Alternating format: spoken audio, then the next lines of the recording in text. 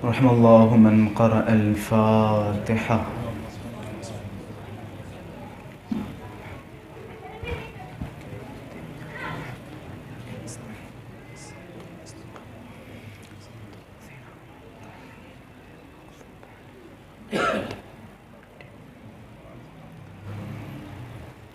لا حول ولا قوة إلا بالله العلي العظيم. أعوذ بالله من الشيطان اللعين الرجيم. بسم الله الرحمن الرحيم. الحمد لله رب العالمين بارئ الخلائق أجمعين، ثم الصلاة والسلام على أشرف الأنبياء والمرسلين سيدنا ومولانا أبي القاسم مصطفى محمد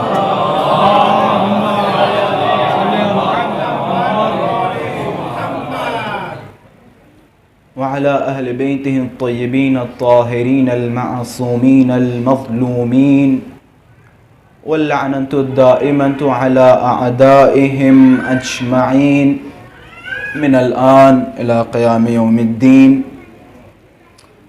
أما بعد، فقد قال الله تبارك وتعالى في محكم كتابه ومتقن خطابه: بسم الله الرحمن الرحيم. الذين ينفقون في السراء والضراء والكاظمين الغيظ والعافين عن الناس والله يحب المحسنين. صدق الله العلي العظيم. صلوات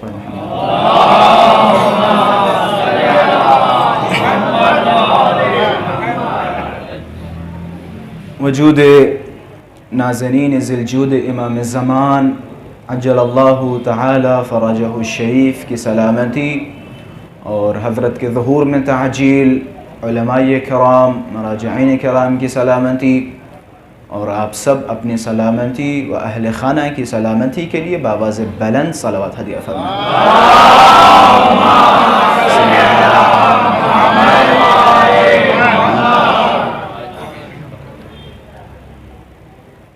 سب سے پہلے امام زمانہ عجل اللہ تعالی فرجہ الشریف کی خدمت میں ان کے جد امام کاظم علیہ السلام کی شہادت کے موقع پر تعزیت پیش کرتا ہوں، اور آپ سب کی خدمت میں امام کاظم علیہ السلام کی شہادت کے موقع پر تعزیت پیش کرتا ہوں، اور خداوند متعال کی بارگاہ میں دعا گو ہوں پروردگارہ بحق امام کاظم علیہ السلام امام زمانہ کے ظہور میں تعجیل فرما، اور ہم سب کو مولا کے ناصرین و انصار میں شمار فرما۔ ہمارے سلسلے کی یہ تیسری مجلس ہے، اور میرا خود یہ دوسرا بیان ہے۔ کل وہ افراد جنہوں نے مجلس میں شرکت کی تھی، یقیناً کل کا تھوڑا موسم بھی سازگار نہیں تھا، جس کی وجہ سے بہت سارے افراد کل کی مجلس میں شرکت نہیں کر سکے۔ امام کاظم علیہ السلام کی زندگی کے حوالے سے ایک اجمالی بحث کی گئی تھی، جس میں دو صفات کو موضوع بحث قرار دیا گیا تھا۔ میں بعض چیزوں کو دہراتا چلوں تاکہ موضوع بہترین طریقے سے بچوں تک پہنچ سکے۔ امام کے بہت سارے القاب ہیں، انہی القاب میں سے دو لقب جو بہت ہی زیادہ مشہور ہوئے ان میں سے ایک لقب ہے کاظم. یہ لقب اتنا زیادہ مشہور ہوا کہ لوگ امام موسیٰ بن جعفر علیہ السلام کا نام ہی کاظم سمجھنے لگے، اتنا زیادہ مشہور ہوا. امام کا دوسرا لقب جو بالخصوص اس زمانے میں بہت زیادہ مشہور تھا وہ تھا زین المجتہدین، مجتہدین کی زینت، کوششیں کرنے والوں کی زینت. تقریباً جہاں لفظ مجتہد آتا ہے تو یقیناً کہیں نہ کہیں علم کا تعلق ہوتا ہے. تو میں کہہ سکتا ہوں کہ وہ افراد جو پڑھے لکھے تھے یا وہ افراد جو علم کے حوالے سے تھوڑی بہت معلومات رکھتے تھے، ان سب کی زینت کا نام ہے موسیٰ بن جعفر. ان سب کی زینت کا نام ہے موسیٰ بن جعفر. اچھا، یہ تو ہی بات جو آپ حضرات کے سامنے بیان کر دی. اب اگر تاریخ میں جائیں اس لقب کے حوالے سے دلیل تلاش کریں تو میرا خیال ہے یہ 2-4 جملے بچوں کے لیے بھی کافی ہوں گے کہ اس زمانے میں کوئی بھی ایسا فقیہ نہیں تھا، کوئی بھی ایسا مفسر نہیں تھا، کوئی بھی ایسا مؤرخ نہیں تھا کہ اس کی تاریخ پوری ہو جائے یا اس کی تفسیر پوری ہو جائے یا اس کی فقہ مکمل ہو جائے اور وہ موسیٰ بن جعفر کے دروازے پہ بھی نہ آئے. ایسا ممکن نہیں تھا. یعنی اگر مفسر چاہتا ہے اپنی تفسیر مکمل کرے تو امام کاظم کی دہلیز پہ آئے. اگر فقیہ چاہتا ہے مسائل سے صحیح آشنائی حاصل کرے تو اس کے لیے ضروری ہے کہ وہ دہلیز امام کاظم پہ تشریف لائے. یہی وجہ ہے علماء فرماتے ہیں کہ تاریخ بغداد میں آپ اگر دیکھیں تو فرماتے ہیں کہ یہ جب مدینے میں تھے، لفظ موجود ہے کہ یہ جب مدینے میں تھے، اسی بچپنے میں مدینے کے جتنے بھی فقیہ تھے اور جتنے بھی عالم تھے وہ جب تک اپنے مسائل ان کے سامنے پیش نہیں کرتے تھے جب تک عالم نہیں کہلاتے تھے. تو خلاصہ امام کا ایک لقب جو بہت زیادہ مشہور ہوا وہ زین المجتہدین. میں شروعات کرتا چلوں امام کس طرح سے امام کے پاس علم تھا. اور ظاہر سی بات ہے کہ امامت کی ایک بہت ہی ضروری شروط میں سے جو ماشاءاللہ سے آپ حضرات سنتے رہتے، امامت کی بہت ساری شروط ہیں. امام ان دو شرطوں کے پوری امامت منحصر ہے. ایک ہے شرط عصمت، یعنی ہمارا عقیدہ ہونا چاہیے کہ امام معصوم ہے، امام سے کوئی خطا سرزد ہو ہی نہیں سکتی. عصمت، اور یہ عقیدہ عصمت ایک ایسا عقیدہ ہے جو ہمیں دوسروں سے جدا کر دیتا ہے، جو ہمیں دوسروں سے جدا کر دیتا ہے. بھائی اسی عقیدہ عصمت کی وجہ سے انہوں نے بہت سارے گناہ چھپا لیے. ہمارے اس عقیدے کی وجہ سے انہوں نے اپنوں کے گناہ چھپا لیے، کیونکہ شیعوں کا یہ عقیدہ ہے. تو ایک عقیدہ کیا؟ عقیدہ عصمت. اور دوسرا عقیدہ یہ ہے کہ امام کے پاس کون و مکان کا علم موجود ہے. خداوند متعال نے انسان کے یقیناً مرتبے کو بعض پر فوقیت دی ہے، بعض کو بعض پر افضلیت دی ہے. یہاں تک کہ اگر آپ قرآن میں جائیں تو بعض انبیاء کو بھی بعض انبیاء پر فوقیت حاصل ہے. اچھا یہ فوقیت حاصل کیسے؟ عمر ہونے کی وجہ سے، زیادہ تبلیغ کی وجہ سے، یا زیادہ پیسے کی وجہ سے، یا زیادہ دولت کی وجہ سے؟ کہ نہیں، کہ فوقیت کس ذریعے سے دی؟ کہ علم کے ذریعے سے. یہاں تک کہ ملائکہ میں بھی ایک دوسرے پہ فوقیت علم کے ذریعے. تو علم کی بہت ہی زیادہ اہمیت ہے خدا کے نزدیک. اور آگے بڑھتے ہیں، ملائکہ کو چھوڑیں، خداوند متعال کے پاس ایک مخصوص علم ہے اور جس علم کو کہا جاتا ہے علم لدنی. آپ قرآن مجید میں جائیں تو آپ کو ملے گا. جناب خضر کے لیے خداوند متعال نے فرمایا کہ وَعَلَّمْنَاهُ مِن لَدُنَّا عِلْمًا، ہم نے خضر کو اپنے پاس سے علم عطا کیا. یعنی خضر کسی مکتب میں تشریف نہیں لے گئے، کسی اسکول میں نہیں گئے, کسی معلم کے پاس نہیں گئے. تو امام معصومین علیہ السلام فرماتے ہیں تمہیں پتہ ہے خضر کے پاس علم لدنی تھا لیکن منزل کمال تک نہیں تھا. اگر تمہیں علم لدنی منزل کمال پہ دیکھنا ہو تو آؤ ہمارے دروازوں کو دیکھو. آؤ ہمارے دروازوں پہ دیکھو.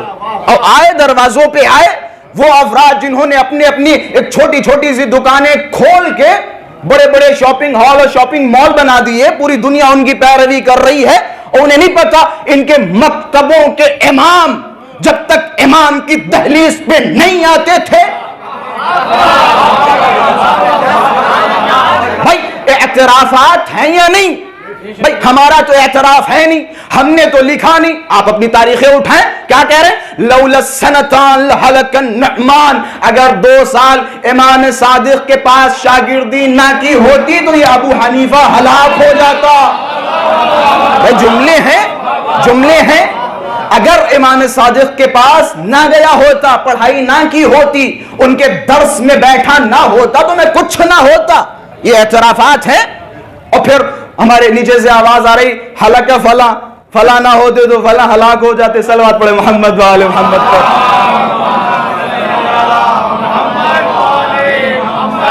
یہ اعترافات ہیں, روایتوں کے جملے ہیں.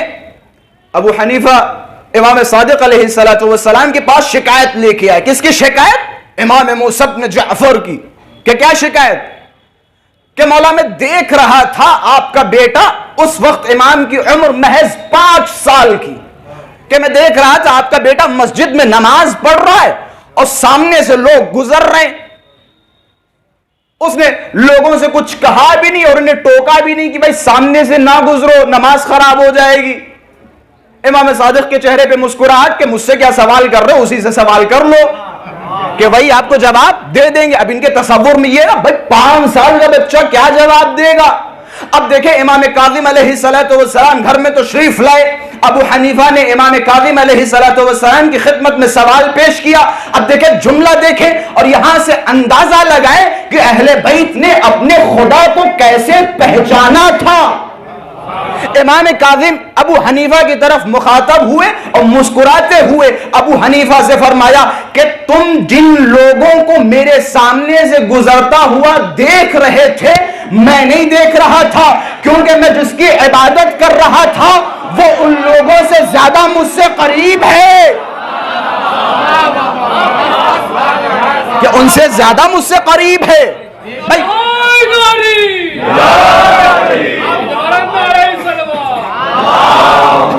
صلی اللہ محمد و محمد عجل فرجہم, کہ میں جس کی عبادت کر رہا تھا وہ ان سے زیادہ میرے نزدیک قریب تر ہے. تمہیں دکھ رہے تھے, ہمیں محسوس نہیں ہو رہے تھے. ہم محو تھے جمال خدا میں, ہم محو تھے عبادت خدا میں. کہ بھائی قرآن کی آیت تو تمہیں پتا ہے نا, نحن اقرب الیہ من حبل الورید, میں شہر رگ سے زیادہ قریب ہوں بندے کے نزدیک. بھائی خدا فرما رہا ہے. اب ابو حنیفہ چپ چاپ گھر سے باہر چلے گئے. یہ دیکھیں اہل بیت علیہم السلام, یہ بات بتاتا چلوں کہ اہل بیت کے مکتب میں عمر کی کوئی قید نہیں ہے, کوئی بھی سن میں کوئی بھی علم رکاوٹ نہیں بنتا.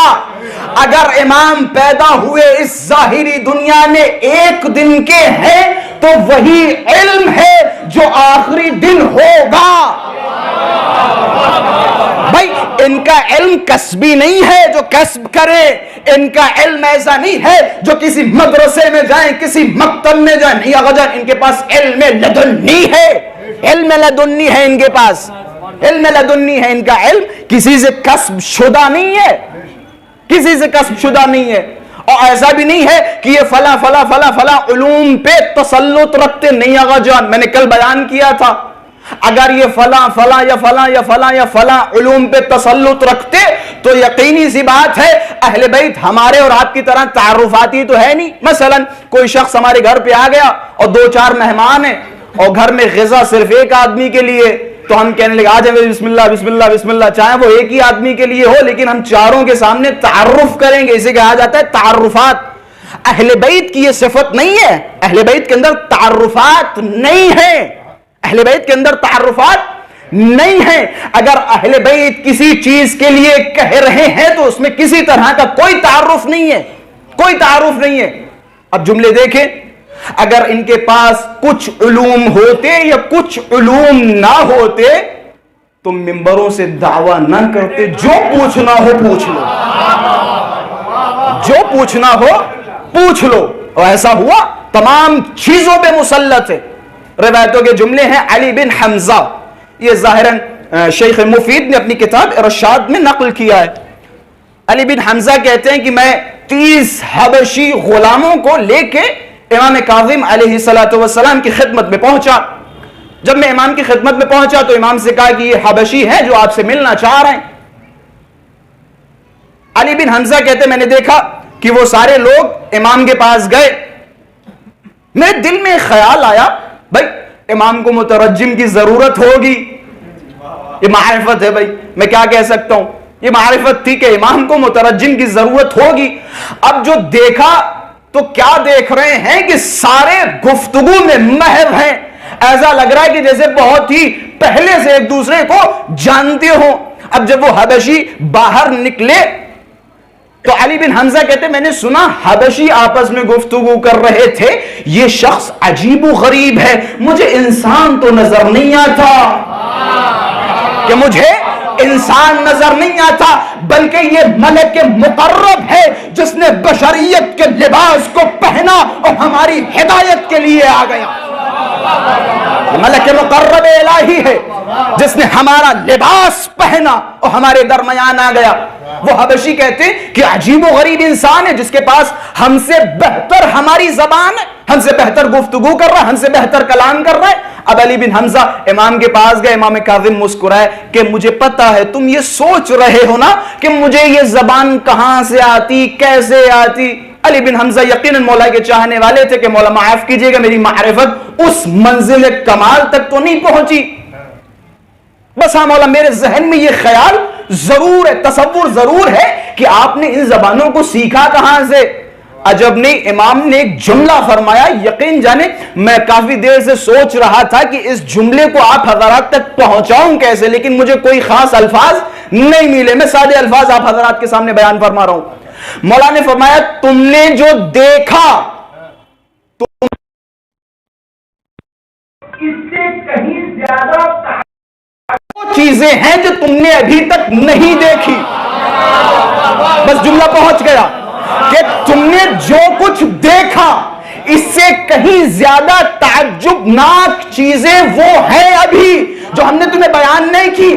اگر وہ بیان کر دے اور وہ روشن کر دے تو پتہ نہیں تمہاری حالت کیا ہوگی, کہ وہ زیادہ تعجب ناک ہے. تم چھوٹی چھوٹی چیزوں پہ تعجب کر رہے ہو, تم چھوٹی چھوٹی چیزوں کو سمجھ نہیں پا رہے ہو. ہمارے پاس تو بھی بہت ساری ایسی چیزیں ہیں کہ اگر ہم انہیں بیان کر دیں تو تم پریشان ہو جاؤ گے, حیران ہو جاؤ گے, گمراہ ہو جاؤ گے.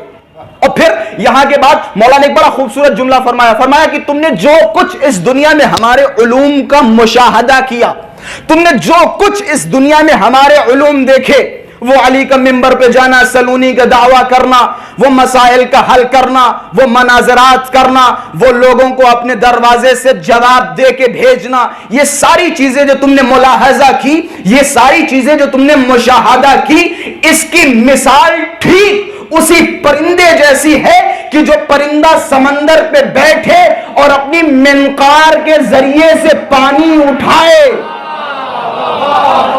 کہ ہم بحر بے قرار ہیں,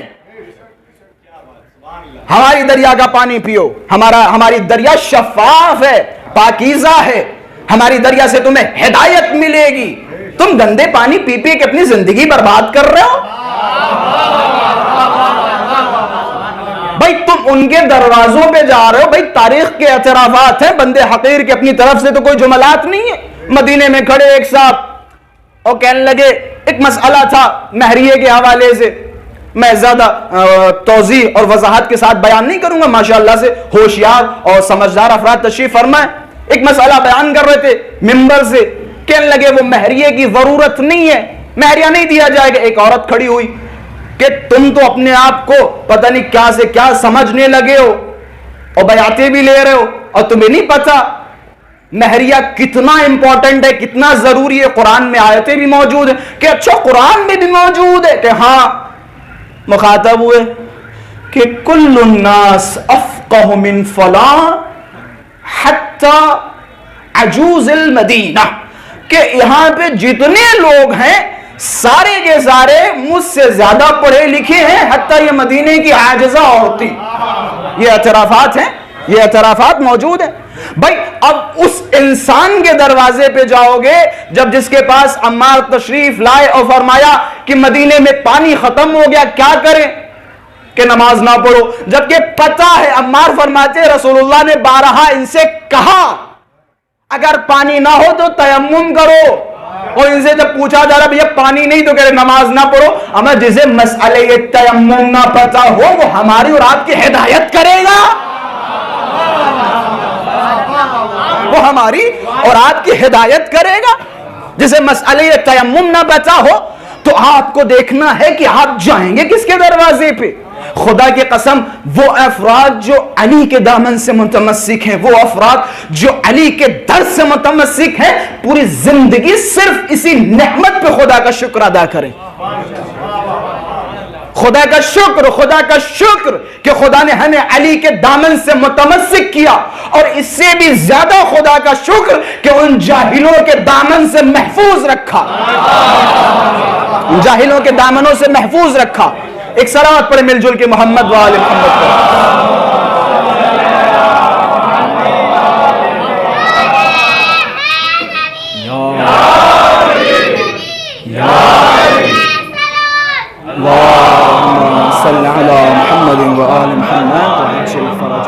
تو خلاصہ علم پہ غور کیجئے گا. میں نے ایک جملہ بیان کیا تھا کہ اہل بیت علیہم السلام کی جتنی بھی شخصیات ہیں عمر کی قید نہیں ہے علم کے لیے. ایسا نہیں ہے کہ جب یہ مقام امامت پہ فائز ہوں گے تب ان کے پاس امامت کا اعجاز اور امامت کی کرامتیں اور امامت کے علوم آئیں گے، ایسا کچھ نہیں ہے. اور میں نے ایک مجلس میں بیان بھی کیا تھا ابھی افریقہ میں پچھلے ہفتے، تو وہ جملہ یقیناً آپ کے سامنے دہراؤں تو کافی قابل استفادہ ہوگا. ممکن ہے بہت سارے لوگ جانتے ہو لیکن بچوں کے لیے بیان کرتا چلوں کہ ہم کربلا کے ایک ننھے شیرخوار کا تصور کرتے ہیں، جناب علی اصغر باب الحوائج صغیر، کیونکہ باب الحوائج کی مجلس ہے تو باب الحوائج کا تذکرہ ضروری سمجھتا ہوں. جناب علی اصغر کا نام کیا ہے؟ باب الحوائج. اچھا، جیسے ہی جناب علی اصغر کا تصور آتا ہے تو ہمارے ذہنوں میں کیا خیال آتا ہے؟ ایک ننھا شیرخوار بچہ 6 ماہ کا یہ تصور آتا ہے نا، یہ خیال آتا ہے نا. یہ خیال رکھیں لیکن ایک بات یاد رکھیں، یہ 6 ماہے ہیں، شیرخوار ہیں، لیکن اس ظاہری دنیا میں حقیقت میں تو یہ نور کامل ہے. بھائی عالم انوار میں جناب محسن جو شکم مادر میں شہید ہوئے اور جناب علی اصغر جو روز عاشوراء امام حسین کے ہاتھوں پہ شہید ہوئے عالم انوار میں بڑے ہیں، عالم انوار میں برابر ہیں. یہ ظاہری ہماری اس دنیا میں بچے کی شکل میں ہے، عالم انوار میں برابر ہے. تو یہ تصور اہل بیت کے حوالے سے ہٹا دیں، اہل بیت کے علوم کے حوالے سے کہ وہ بچے ہیں تو علم کہاں سے آیا، بوڑھے ہیں تو علم کہاں سے آیا. اہل بیت کی شخصیات ایسی نہیں ہے. میں نے بیان کیا تھا کہ ان کے پاس علم لدنی ہے. ایک صلوات پڑھے محمد و آل محمد پر.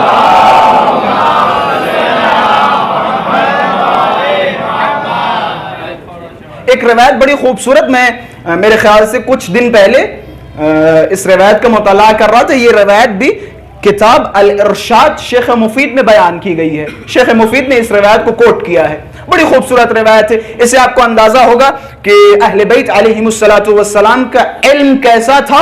اور دوسری بھی چیز اس سے انشاءاللہ آپ حضرات کو محسوس ہوگی کہ امام کاظم علیہ السلام میں کتنی زیادہ خاصیتیں تھیں اور کیسی کیسی خاصیتیں تھیں. روایتوں کے جملے ہیں کہ یعقوب امام صادق علیہ السلام سے ملنے کے لیے تشریف لائے. ایک مل جل کے صلوات پڑھے محمد و آل محمد. بس تھوڑی سی بیداری رکھیں، انشاءاللہ بڑے اہم موضوع کی طرف آپ حضرات کو لے کے جا رہا ہوں.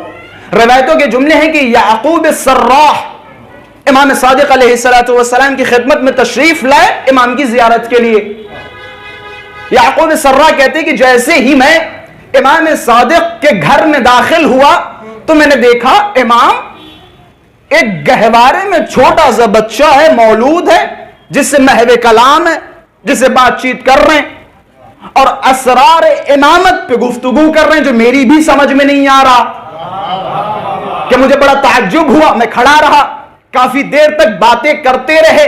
جب امام گہوارے کے پاس سے اٹھے، مجھے دیکھا، مسکرائے کہ آؤ اپنے امام کو سلام کر لو، کہ آؤ اپنے امام کو سلام کر لو، کہ میرے چہرے پہ پریشانی طاری ہونے لگی۔ میں نے کہا بھائی اس بچے کو سلام کروں گا جو بچہ گہوارے میں چھوٹا سا ہے؟ یعقوب سرہ کہتے کہ کیونکہ امام نے فرمایا، امام نے حکم دیا کہ اپنے امام کو سلام کرو اور ہاتھ چومو، کہ میں گہوارے کے پاس گیا اور جانے کے بعد میں نے امام کی خدمت میں سلام عرض کیا تو میں نے دیکھا وہ بچہ فصیح افصح الناس، فصیح ترین لغت میں میرے سلام کا جواب دے رہا ہے، اور سلام کا جواب دینے کے بعد یہاں پہ رکے نہیں، مخاطب ہوئے اور میرا نام لیا، یعقوب تمہارے گھر پہ کوئی بچی پیدا ہوئی ہے؟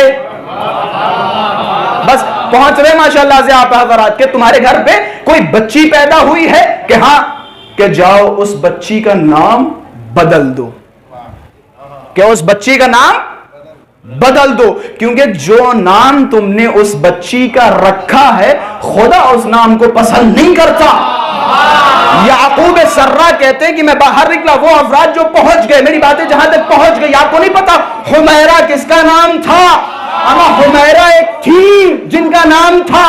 روایتوں کے جملے ہیں، یعقوب سرہ باہر نکلے، امام کے چہرے کی طرف دیکھا کہ مولا میرے گھر پہ ایک بیٹی پیدا ہوئی ہے جس کا نام میں نے حمیرہ رکھا ہے۔ اب جیسے امام صادق نے سنا کہ امام تمہیں حکم دے رہا ہے جاؤ اپنی بیٹی کا نام بدلو، اب جملہ مجھے کہنے دیجئے، ارے وہ بی بی کہ جن کا نام خدا کو پسند نہیں ان کی ذات کیسے پسند ہوگی؟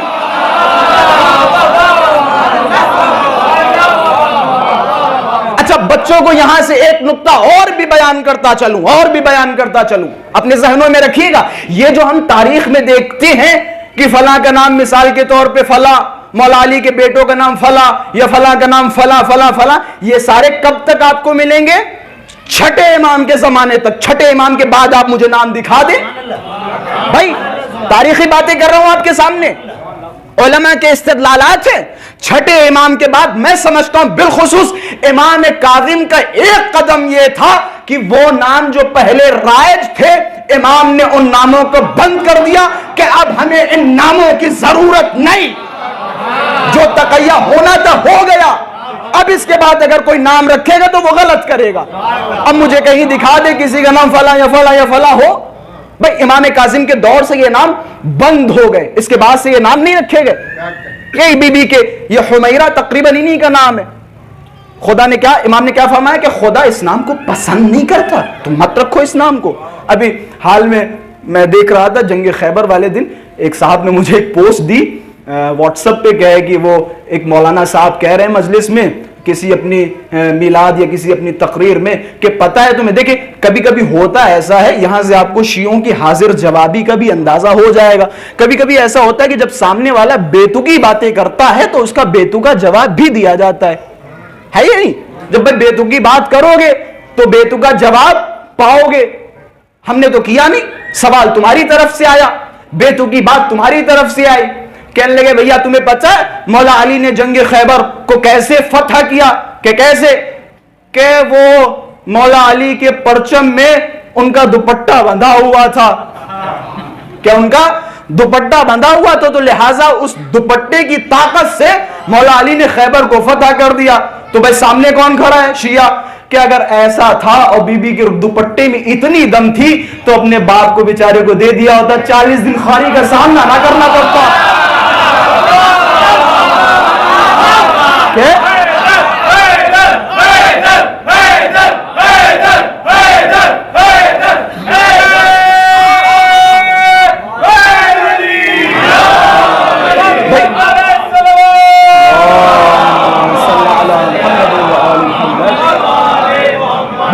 شیعوں کی حاضر جوابی بتا رہا ہوں، کسی کی توہین غرض نہیں، باخدا توہین غرض نہیں ہے، لیکن بھائی باتیں ہیں، اب بھائی کیسے نہ بیان کروں؟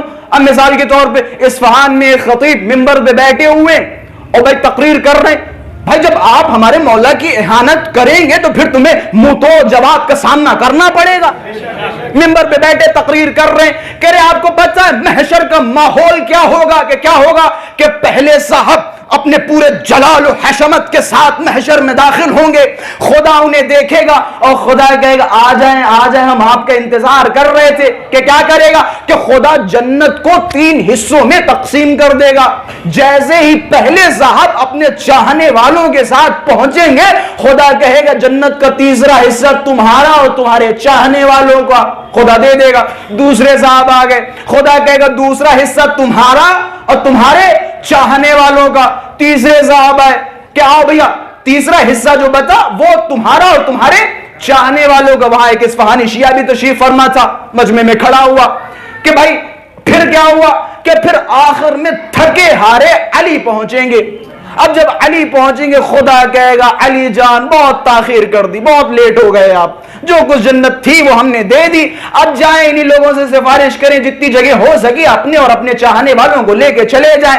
اصفہانی شیعہ کھڑا ہوا کہ مولوی صاحب آپ نے بیان تو کیا لیکن آخر کی بات آپ بھول گئے. کہ وہ کیا؟ کہ جب علی آئیں گے تو خدا کہے گا علی جان پوری جنت کو اٹھاؤ جہنم میں خالی کر دو، تم اور تمہارے شیعہ جنت میں چلے جاؤ.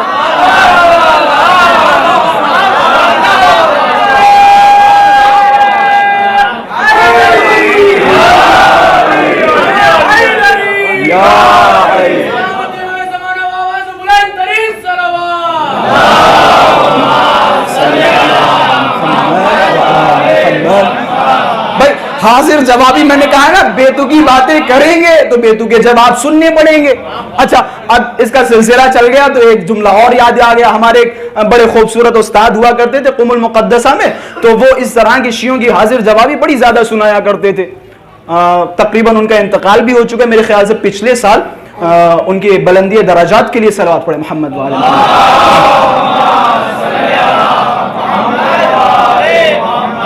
اچھا اس مسئلے میں بھی دیکھوں گا کہ آپ کی تقریباً اہل بیت علیہم السلام کی معارف اور شیعوں کی حاضر جوابی کی سمجھداری کتنی ہے، اس سے اندازہ ہوگا. اور تقریباً میں چہروں سے بھی پہچان لوں گا کہ کس کے سمجھ میں آیا اور کس کے سمجھ میں نہیں آیا. ایک صاحب بیٹھے ہوئے تھے اصفہان کی کسی گلی میں، بیٹھے اور دیکھ رہے ہیں کہ فلاں ہاں شیعۃ علی فلانۃ اللہ علی الاب، کہ یہ علی کا شیعہ ہے اس کے باپ پہ لعنت.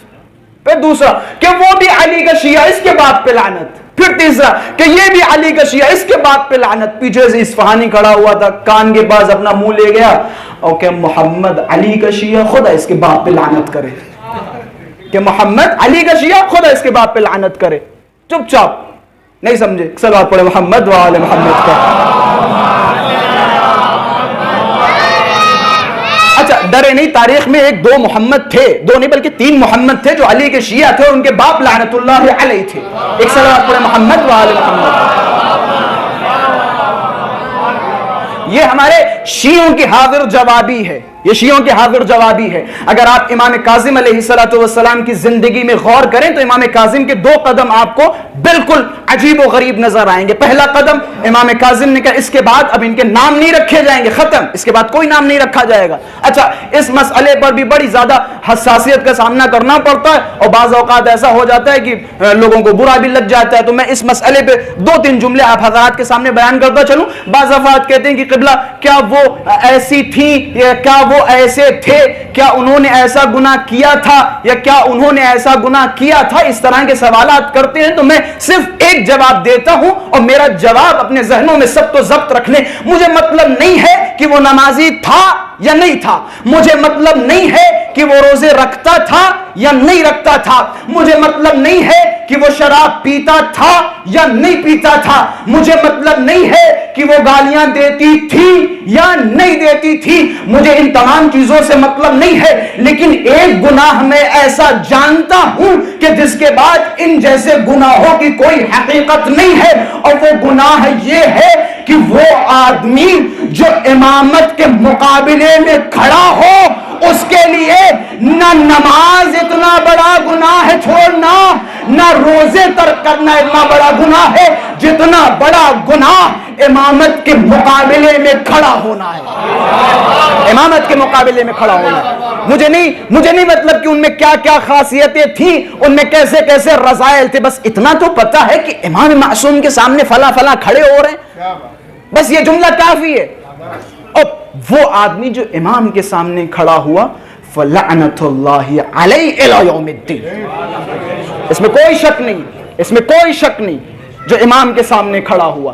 بعض افراد بعض کے نام لے لیتے ہیں، بعض فقہا کے نام لے لیتے ہیں اور کہہ دیتے ہیں قبلہ دیکھے۔ میں ابھی یہی عمر ابن عبد العزیز میں نے دیکھا، بعض افراد، میں وہ جملے ممبر سے کہہ نہیں سکتا، رحمت اللہ علیہ، ایک صاحب نے کہا، مجھے بڑا تعجب ہوا کیسے شیعہ ہیں، اما وہ آدمی جو امام کے ہوتے ہوئے ایک جھوٹی مسند خلافت پہ بیٹھا ہے، بس اس نے تھوڑے سے مولا کے فضائل کیا بیان کر دیے یا باغ فتق میں تھوڑا بہت سا حق کیا دے دیا، آپ سمجھ بیٹھے کہ وہ رحمت اللہ علیہ ہے۔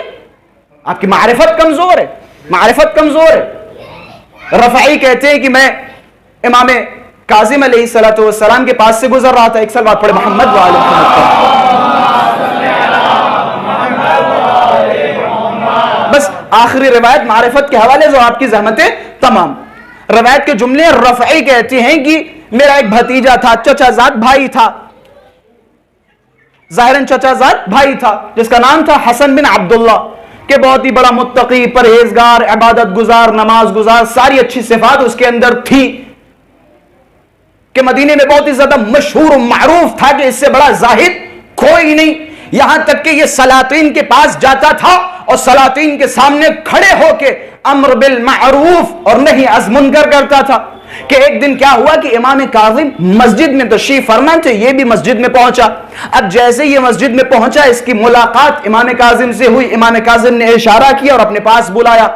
جب اسے اپنے پاس بلایا، امام نے جملہ فرمایا کہ میں بہت پسند کرتا ہوں تمہارے اس زہد کو، تمہارے اس تقوی کو، تمہارے اس متقی ہونے کو، تمہارے اس پرہیزگار ہونے کو، مجھے بڑا اچھا لگتا ہے کہ تم نماز کے پابند ہو، روزوں کے پابند ہو اور ہمیشہ امر بالمعروف اور نہی از منکر کرتے رہتے ہو، لیکن اپنی معرفت مزید بلند کرو، کہ معرفت اور بلند کرو۔ اب وہ آدمی پریشان ہو گیا، حسن بن عبداللہ، کہ مولا جب میرے اندر ساری صفات ہیں پھر مزید معرفت کی کیا ضرورت کہ ہے، کہ وہ کیا کروں، کہ جاؤ مسائل سیکھو، سارے فقہا کے پاس جاؤ اور جو کچھ ان سے سیکھ رہے ہو ہمارے پاس آؤ، ہمارے سامنے پیش کرو، جو اس میں کمی ہوگی اور جو زیادتی ہوگی اسے ہم سدھار دیں گے، کہ تب جا کے تمہاری معرفت مزید بلند ہو جائے گی۔ حسن بن عبداللہ نے یہ کام کرنا شروع کر دیا، ساری جگہوں سے جاتے تھے، مسائل سیکھ کے لاتے تھے امام کے پاس اور امام کی خدمت میں پیش کرتے تھے، پھر امام ان مسائل کی اصلاح فرماتے تھے کہ مولا اب میری معرفت کیسی ہے، کہ مزید بلند کرو، معرفت کی مزید ضرورت ہے۔ کہ یہ آدمی اصرار کرتا رہا، مولا بتائیں تو صحیح، بتائیں تو صحیح۔ ایک دن شہر کے باہر امام کسی کام میں مشغول تھے تو یہ صاحب حسن بن عبداللہ شہر کے باہر امام کے پاس پہنچے۔ اب جب امام کے پاس پہنچے تو امام کے سامنے دست ادب جوڑے کہ مولا اب یہ آخری حجت میں آپ کے سامنے تمام کر رہا ہوں، بس مجھے بتا دیجئے کہ مزید معرفت کیسے بڑھاؤں۔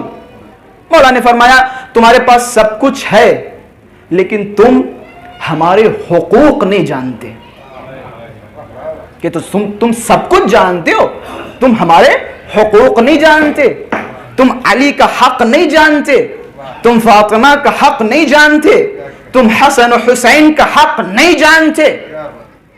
روایتوں کے جملے ہیں، امام نے سب کی امامت اسے بتائی، پھر ایک جملہ کہا کہ مولا کیا امامت کا سلسلہ ختم ہو گیا یا ابھی باقی ہے؟ کہ باقی ہے، کہ قیامت تک باقی رہے گا، کہ پھر امام ہے کون؟ کہ اگر تمہیں میں نے بتا دیا کہ اس زمانے کا امام کون ہے تو تم قبول کرو گے؟ کہ مولا قبول کروں گا، سمعا و طاعا، میں آپ کا پیروکار ہوں، میں آپ کا مرید ہوں۔ آپ فرمائیں کہ اس زمانے کا امام میں ہوں، کہ میں ہوں اس زمانے کا امام، کہ آپ امام ہیں۔ ظاہر سی بات ہے امام کا سن بھی اتنا بڑا نہیں تھا، جوان امام، کہ آپ امام ہیں، کہ ہاں میں امام ہوں، کہ کوئی دلیل تو دیجئے، کوئی معجزہ تو دکھائیے۔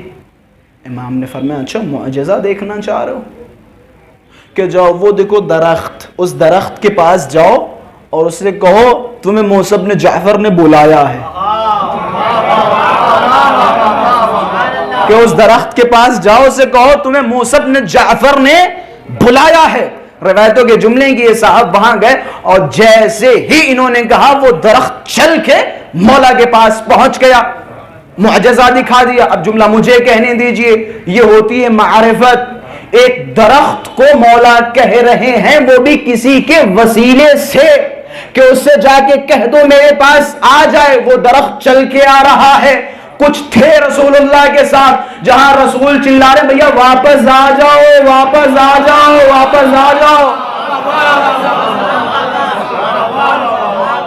درخت آ رہا ہے، یہ کیسے انسان ہیں؟ یعنی درخت اپنی فطرت کے خلاف کام کر رہا ہے، درخت کی فطرت میں چلنا نہیں، لیکن جب امام کا حکم صادر ہوا تو درخت نے اپنی فطرت کے خلاف عمل کرنا شروع کر دیا۔ لیکن یہ کیسے مسلمان تھے؟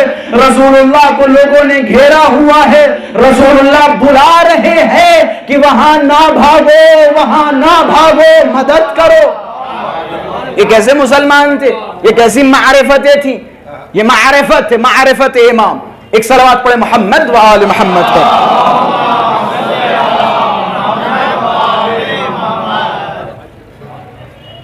بس میرے خیال سے جہاں تک مجھے پہنچانا تھا تقریباً اس کی ایک حد تک میں نے آپ حضرات کو پہنچا دیا۔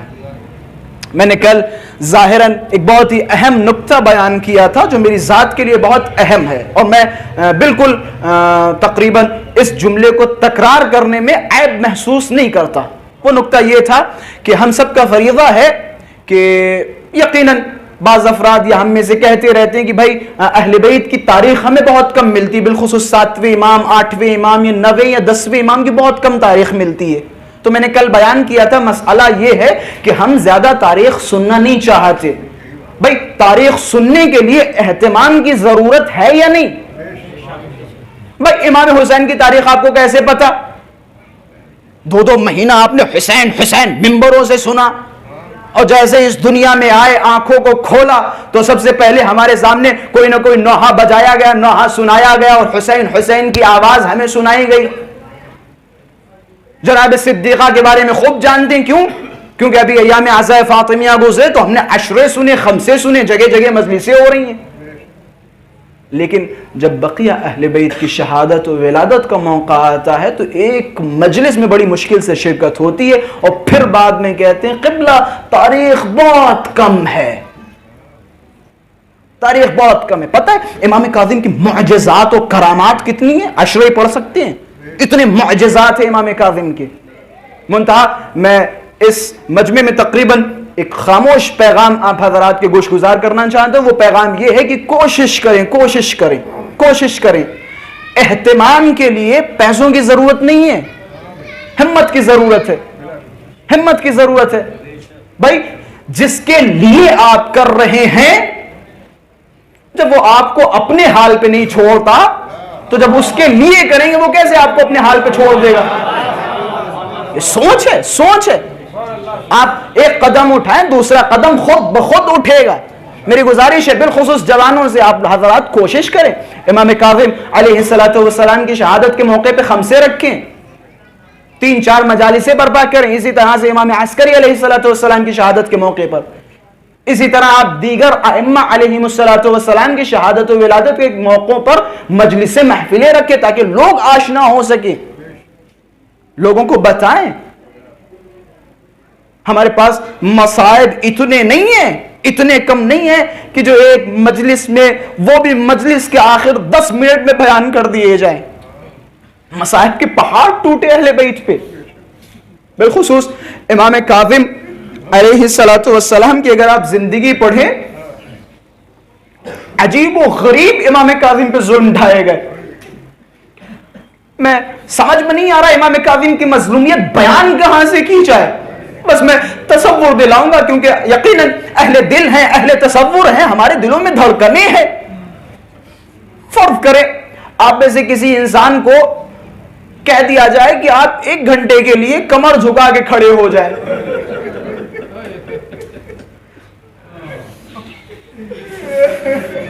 یقیناً تھوڑی دیر تک ہم کھڑے ہو سکتے ہیں کمر جھکا کے,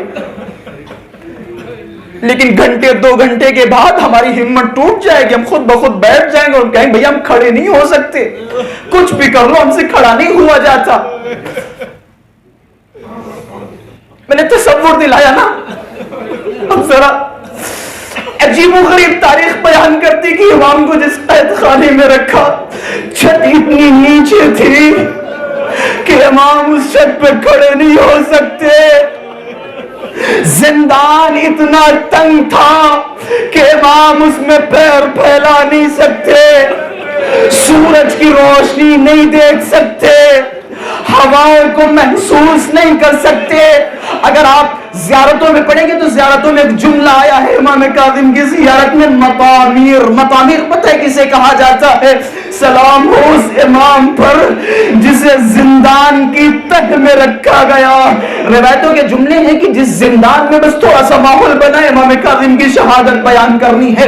روایتوں کے جملے ہیں. آپ کو پتہ ہے امام کاظم کو کس جگہ رکھا گیا؟ ایک تو جس زندان میں رکھا گیا اس زندان کی کیفیت کچھ اس طرح تھی کہ آپ جس طرح سے آپ دیکھتے ہیں کہ جب گھر بنتے ہیں تو طبقات ہوتے ہیں, پہلا منزل, دوسرا منزل, تیسرا منزل. روایتوں کے جملے جس طرح سے اوپر کی طرف طبقات ہوتے تھے اسی طرح اس زندان میں طبقات ہوا کرتے تھے.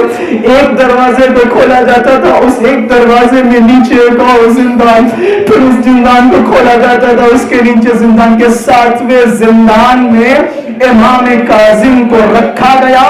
بس جملہ آپ کے حوالے کر رہا ہوں کہ جس زندان میں امام کاظم کو رکھا گیا, آپ نے دیکھا ہوگا بغداد کی دریا نزدیک ہے. جب زمین کھودی جاتی ہے اور جہاں اطراف میں پانی ہوتا ہے تو یقیناً وہ زمین پانی چھوڑتی ہے. روایتوں کے الفاظ ہے جس زندان میں امام کو رکھا گیا زمین اتنا زیادہ پانی چھوڑ رہی تھی کہ امام ٹھنڈ کی وجہ سے پریشان ہوتے تھے اور فرماتے تھے پروردگارا مجھے جملہ نہیں سمجھ آتا. جب مولا اس زندان میں آئے تھے تو امام نے پروردگار کی خدمت میں فرمایا پروردگارا تو نے مجھے کتنا بہترین موقع عطا کیا کہ میں تیری عبادت کر سکوں, تیری حمد و ثنا کر سکوں. میں کہوں گا مولا جب آپ زندان میں آئے تو یہ آپ کے الفاظ تھے, لیکن ہائے ہارون نے اس زندان میں کیا کیا؟ امام کو کہنا پڑا پروردگارا ہارون کے زندان سے نجات دے, پروردگارہ ہارون کے زندان سے نجات دے. روایتوں کے الفاظ ہیں کہ جب امام کو زہر دیا گیا تو امام رضا بغداد تشریف لائے. اب جب بغداد میں پہنچے امام کاظم کے پاس پہنچے, باعجاز امام کاظم کے پاس پہنچے, مولا کا سر لیا اپنے زانوں پہ رکھا, خوب پیار کر رہے ہیں, خوب محبت کر رہے ہیں اور اپنے والد کا دامن چھوڑ نہیں رہے. زندان سے باہر نکلے, میں کہوں گا امام رضا آپ کتنے خوش قسمت ہیں, آپ نے اپنے بابا کا سر اپنے زانوں پہ رکھا, لیکن ہائے رے کربلا کا بیٹا حسین کے سینے پہ شمر بیٹھا ہوا, حسین کے سینے پہ شمر بیٹھا ہوا ہے. روایتات کے حوالے, روایتوں کے جملے ہیں کہ جب تک امام کاظم زندان میں رہے, ظاہر سی بات ہے امام کاظم کی بیٹیاں تھیں, امام کاظم کے اہل خانہ تھے. روایتوں کے الفاظ ہیں کہ اہل خانہ روز رات دروازے پہ آتے تھے اور دروازے پہ ایک بستر لگا دیتے تھے, کیونکہ انہیں اب امید نہ تھی کہ امام کاظم تشریف لائیں گے, لیکن یہ امید تھی کہ امام رضا تشریف ضرور لائیں گے تو یہ بستر لگا دیا کرتے تھے اور اپنے بچوں کو چھوڑ دیا کرتے تھے. حدیقل امام رضا کو دیکھ کے اپنے باپ کے نظریے سے تسلی حاصل کریں. روایتوں کے جملے ہیں ایک دن رات تک انتظار کرتے رہے, کوئی نظر نہیں آیا. پھر رات سے رات ہوئی, کوئی نظر نہیں آیا. جناب فاطمہ معصومہ امام رضا کی بہن گھر سے باہر نکلی, کیا دیکھا, کوئی نظر نہیں آ رہا. دہلیز پہ کھڑے انتظار کر رہی ہے. تھوڑی دیر کے بعد امام رضا کی شکل نمودار ہوئی, دوڑتی ہوئی امام رضا کے پاس پہنچی. کیا دیکھتی ہے, امام رضا کے سر پر شال عزا پڑی ہوئی ہے. فرمایا بھیا بابا کی کوئی خبر ملی کہ کوئی خبر نہیں, ہم یتیم ہو گئے. حوصلہ رکھے, حوصلہ رکھے, میں بیان کروں گا. بس جیسے ہی سنا, روایت کے الفاظ ہے جناب فاطمہ معصومہ فوراً خشداری ہوا, زمین پہ گری. میں دست ادب جوڑوں گا بی بی, آپ سے اپنے پاپا کی موت کی خبر برداشت نہ ہوئی. ہائے رے دکھیاری زینب, کربلا کا بھی بیابان, حسین کا کٹا ہوا سر. بس میں نے ختم کی, مجلس امام کو زہر دے دیا گیا. حوصلہ رکھے, یہ روایت ضرور بیان کروں گا کیونکہ سال میں ایک بار امام کاظم کی شہادت پہ گریا کرتے ہیں, سال میں ایک بار مصائب پہ گریا کرتے ہیں. اپنی آوازوں کو بلند کریں. روایتوں کے الفاظ ہیں امام کاظم کو جب زہر دیا گیا تو ہارون ڈر گیا, گھبرا گیا کہ اگر لوگوں کو پتا چلے گا تو یہ حکومت کے خلاف قیام کر دیں گے. روایتوں کے الفاظ ہیں ان لوگوں نے امام کاظم کو نیا لباس پہنایا اور جو ہتھکڑیاں بیڑیاں تھی ان ہتھکڑیوں کو نکالا, ان بیڑیوں کو نکالا اور ایک پاک صاف نئے کمرے میں امام کو لٹا دیا. جب تک امام کی جان پرواز کر چکی تھی, اب کچھ شیعوں کو بلایا تاکہ شیعہ دیکھیں کہ ہم نے امام کو زنجیروں میں نہیں باندھا, شیعہ دیکھے ہم نے تمہارے امام کو پریشان نہیں کیا, شیعہ دیکھے ہم نے تمہارے امام کو اچھے کمرے میں رکھا ہے. وہ خود بخود مریضی کی وجہ سے انتقال کر گئے. اب جب شیعہ آئے اور آنے کے بعد یہ منظر دیکھا, شیعوں کے چہرے پہ اداسی ہے. عجب نہیں, شیعوں کے ہاتھوں میں خط دیا گیا کہ یہاں پہ سائن کرو, امضا کرو کہ تمہارے امام کی حالت ٹھیک تھی, وہ کسی بیماری کی وجہ سے انتقال کر گئے. اب جیسے شیعوں نے لکھنا چاہا, ہاتھ بلند ہوئے کہ ایسا نہیں ہے, ارے میری گردن میں توق, ہاتھوں میں ہتھکڑیاں, پیروں میں بیڑیاں. اب جیسے ہی سنا, روایتوں کے الفاظ ہیں اس لعین سندھی بن شاہق, اس کے ہاتھ میں تازیانہ تھا, دروازے بند کیے, تازیانے کا اٹھایا, اے بابا